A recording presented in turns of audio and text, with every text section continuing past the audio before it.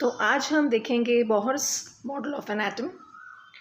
मेरे previous lecture में आप रदरफोर्ड मॉडल के बारे में तो देख चुके हैं। रदरफोर्ड मॉडल की दो लिमिटेशंस हैं, एक तो वो एटम की स्टेबिलिटी को एक्सप्लेन नहीं कर पाया एंड सेकंड इज इलेक्ट्रॉन्स का डिस्ट्रीब्यूशन किस तरह से है एटम के अराउंड एंड उसकी एनर्जी कैसी होती है इलेक्ट्रॉन्स की, वो भी एक्सप्लेन नहीं कर पाया। इस लिमिटेशंस की वजह से ही बोहर्स मॉडल बनाया गया है। ना नील बोहर ने एक रेडिएशन जब मैटर के ऊपर गिरती है तो उसका क्या इफ़ेक्ट होता है और उससे हमें क्या मिलता है, क्या रिजल्ट्स मिलते हैं, उन रिजल्ट्स को ही यूज़ करके उससे अपना मॉडल बनाया और रदरफोर्ड मॉडल को इम्प्रूव किया, जिसे हम जानते हैं आज as Bohr's model of an atom. इसके दो इम्पॉर्टेंट पॉइंट्स हैं। First point is that dual character of the electromagnetic radiation. इसका मतलब ये है कि इलेक्ट्रोमैग्नेटिक रेडिएशन के दो नेचर है, light as well as particle nature. And second thing is experimental results regarding atomic spectra. अभी हम डिस्कस करेंगे first point, first result, that is wave nature of electromagnetic radiation. Scientist ने study किया heated objects को। उन्होंने देखा जब एक ऑब्जेक्ट हीट होता है तो वो क्या एब्जॉर्ब करता है और क्या एमिट करता है। उन चीज़ों को उसने एक्टिवली स्टडी किया और कुछ ऑब्जर्वेशंस उन्होंने लिए। आज तो हम जानते हैं, वो एक्चुअली जानना चाहते थे वो साइंटिस्ट के थर्मल रेडिएशंस किस चीज़ से बने हुए हैं।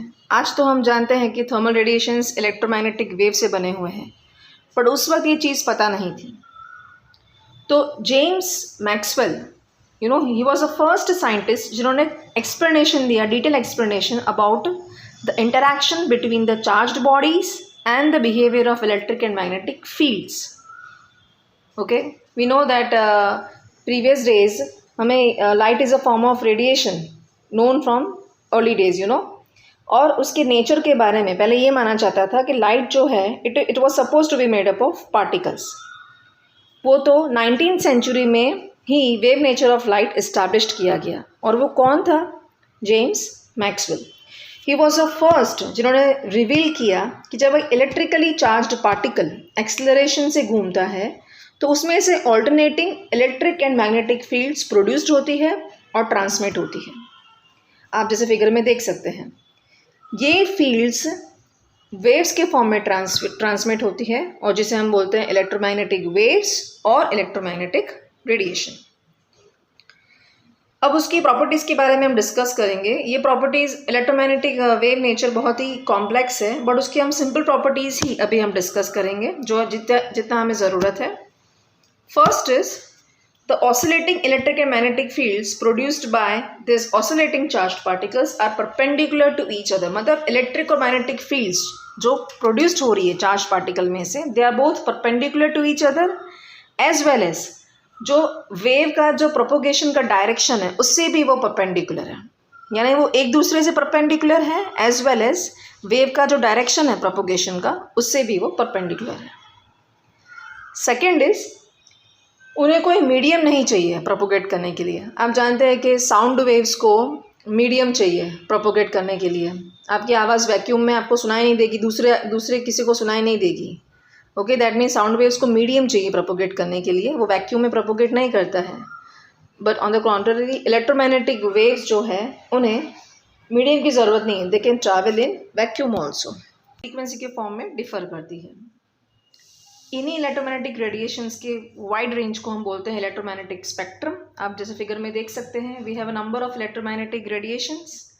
We have gamma rays, X rays, ultraviolet rays, infrared rays, microwave, radio waves and long radio waves, जो एक दूसरे से यू कैन से वेवलेंथ या फ्रीक्वेंसी के टर्म्स में अलग हो रहे हैं। आप देख सकते हैं एक स्मॉल कलर्ड रीजन है इस फिगर में, दैट इज विजिबल स्पेक्ट्रम। ये विजिबल स्पेक्ट्रम है जो हमारी नेकेड आइज देख सकती है। ओके, बाकी सारी वेव्स देखने के लिए we need special instruments.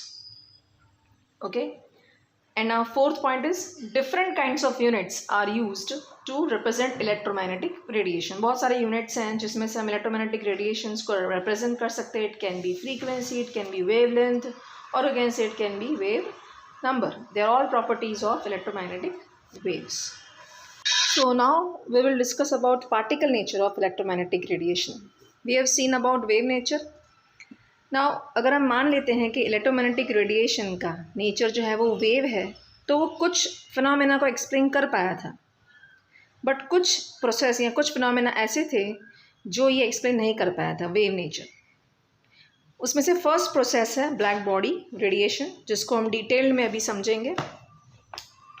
Now we know that hot objects emit electromagnetic radiations over a wide range of wavelengths. मतलब ऑब्जेक्ट को जब हम हीट करते हैं तो बहुत सारी वेवलेंथ्स में वो इलेक्ट्रोमैग्नेटिक रेडिएशन को एमिट करता है। इसमें से कुछ जो है वेवलेंथ्स रेडिएशंस जो है वो विजिबल रीजन में आती है, जिसको हम देख सकते हैं। जैसे टेम्परेचर को हम बढ़ाते हैं, higher portion of short wavelength is generated. इसको आप इस तरह से समझेंगे, जब हम एक आयरन रॉड को हीट करते हैं तो पहले तो वो लाइट रेड कलर का हो जाता है, धीरे धीरे धीरे उसका कलर और इंटेंस होता जाता है, इट बिकम्स इंटेंस रेड।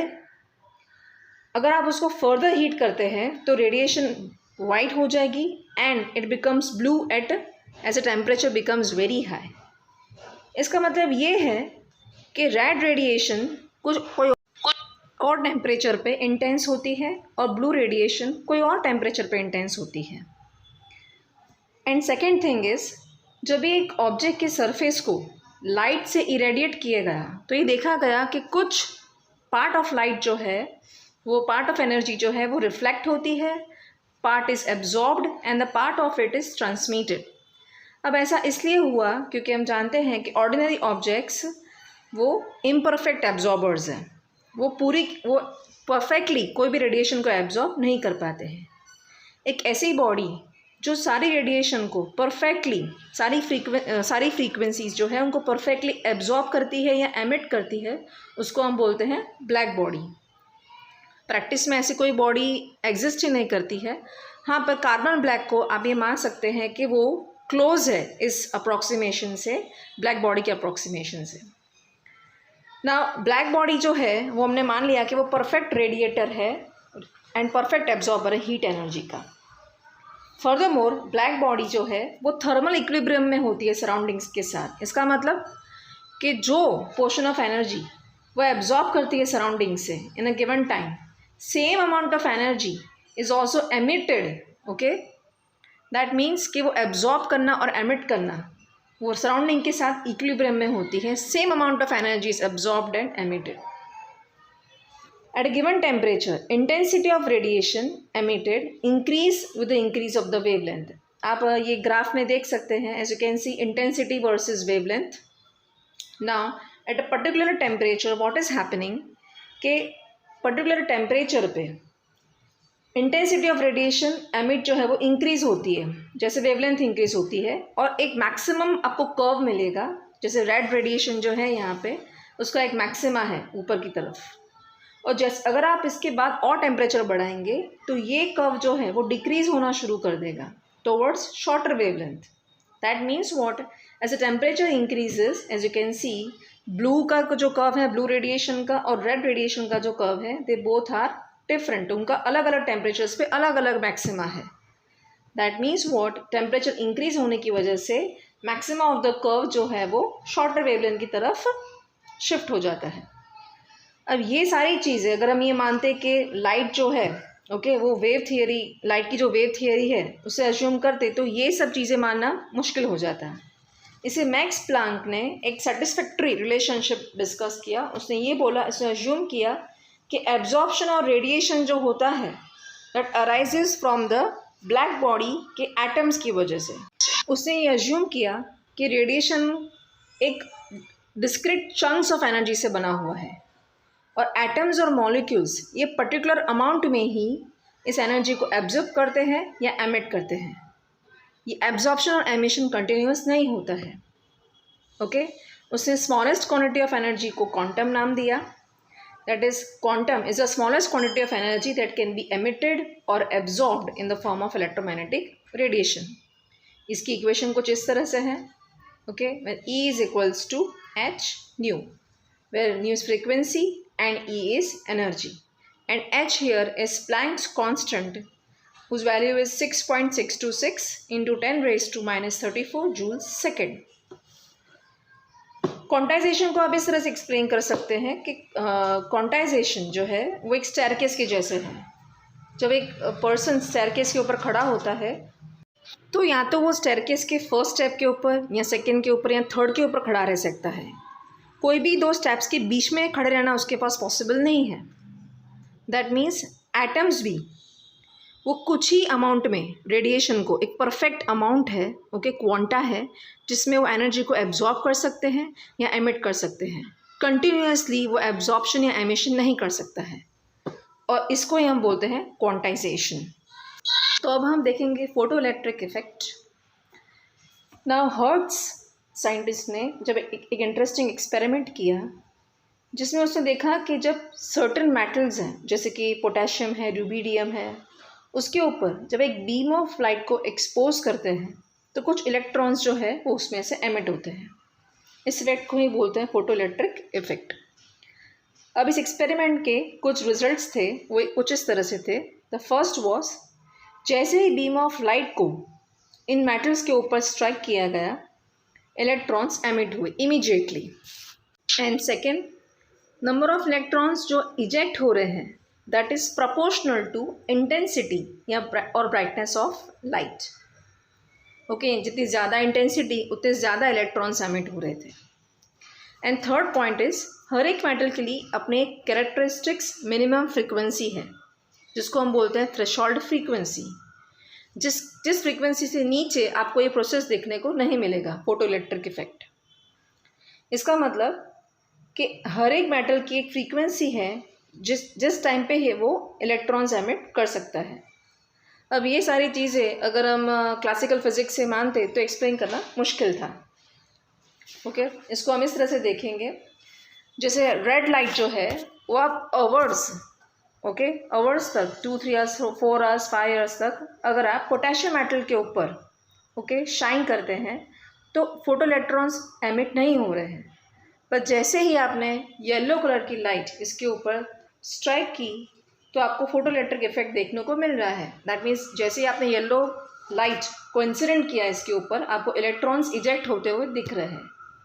इसका मतलब ये है कि पोटेशियम मेटल की जो फ्रीक्वेंसी है, okay, which is 5.0 × 10⁻14 hertz, okay, उस फ्रीक्वेंसी को हम बोलेंगे थ्रेशोल्ड फ्रीक्वेंसी। मतलब ये फ्रीक्वेंसी येलो लाइट के साथ मैच हो रही है कि जैसे ही आपने येलो लाइट गिरा उसमें से इलेक्ट्रॉन्स निकले।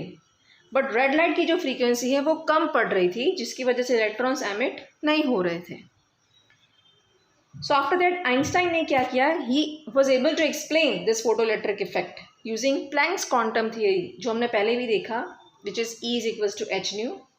तो आइंस्टाइन ने कुछ इस तरह से समझाया कि जब आप एक बीम ऑफ लाइट को शाइन करते हैं मेटल के ऊपर तो आप ये समझिए कि वो लाइट जो है it is like shooting a beam of particles. Okay, it is having photons. उसके अंदर जो पार्टिकल्स हैं उसको हम बोलेंगे फोटॉन्स। और जैसे ये फोटॉन्स सफिशिएंट एनर्जी से स्ट्राइक करते हैं मेटल के एटम्स के ऊपर तो कुछ एनर्जी वो इमीडिएटली, ओके, ट्रांसफ़र कर देते हैं जिसकी वजह इलेक्ट्रॉन्स एमिट हो रहे हैं। जितनी ज़्यादा एनर्जी होगी फोटॉन्स की उतनी ही ज़्यादा ट्रांसफ़र होगा और उतनी ही ज़्यादा काइनेटिक एनर्जी इजेक्टेड इलेक्ट्रॉन्स की होगी। ओके, आपको इसको इस तरह से इस इक्वेशन से समझेंगे, where h⁻ = h⁻0 + ½ me v²। यहाँ पे h⁻ क्या है? h⁻ is the energy of the photon. Okay, जो फोटोन आप मेटल के ऊपर इंसिडेंट कर रहे हैं ये उसकी एनर्जी है। What is h⁻0? Here h⁻0 is also called work function. ये मिनिमम थ्रेशोल्ड फ्रीक्वेंसी है जिसकी जैसे आप फोटोन को इंसिडेंट करोगे मेटल के ऊपर तो ये एनर्जी वो एब्जॉर्ब कर लेगा जिसकी वजह से इलेक्ट्रॉन्स एमिट हो रहे हैं। Okay, and second is ½ mev², that is the kinetic energy. जैसे इलेक्ट्रॉन्स एमिट होंगे तो वो कुछ एनर्जी यूज़ हो जाएगी उनके काइनेटिक एनर्जी में। दैट मीन्स वो टोटल एनर्जी है वो यहाँ पे क्या है। तो इससे हम ये कंक्लूड कर सकते हैं कि इलेक्ट्रोमैग्नेटिक रेडिएशन के डुअल बिहेवियर है। मतलब वो कभी कभी बिहेव करता है, मतलब that means it behaves as a wave as well as a particle nature. Both are the natures of electromagnetic radiation.